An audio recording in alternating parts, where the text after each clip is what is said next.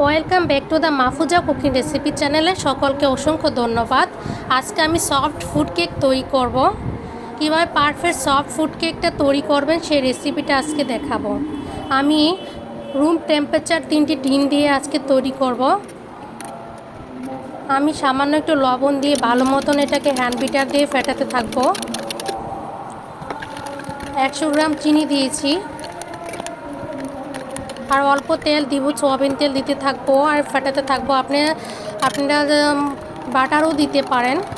হ্যাঁ, আমার হাতের কাছে তেল ছিল, তো তেল দিয়ে তৈরি করতেছি। আমি এটাকে কোনো মিল দিব না এটাতে। আপনারা যদি মিল্ক খেতে চান মিল্ক দিতে পারেন। যখন ফ্যাটা হয়ে যাবে তখন মিল্কটা দিলে সাথে ভালো হয়।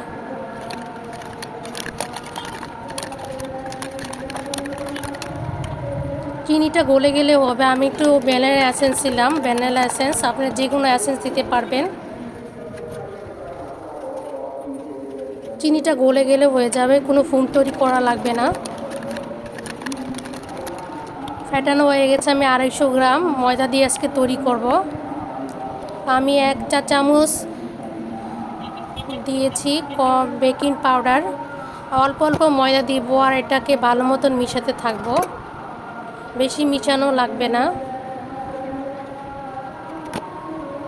এখন আমি আমার নিজের হাতে তৈরি করা আমি টুটি ফুটি দিচ্ছি।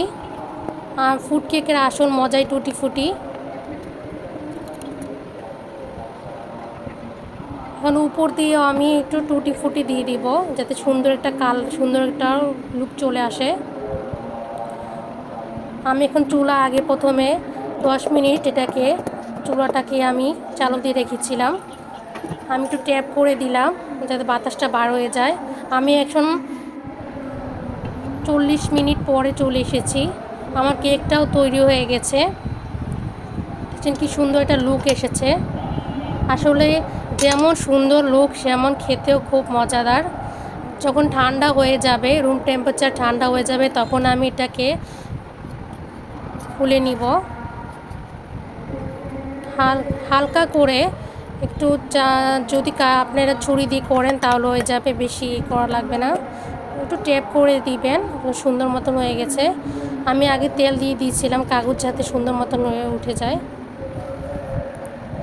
কি সুন্দর কালার হয়েছে। আমি উপরে একটু টুটি ফুটি দিচ্ছি, ডেকোরেশন একটু সার্ভ করে দিলাম। দেখছেন সুন্দর তৈরি হয়ে গেল মজাদার সফট ফুড কেক রেসিপি। আপনারাও বাসায় এটা ট্রাই করবেন অবশ্যই।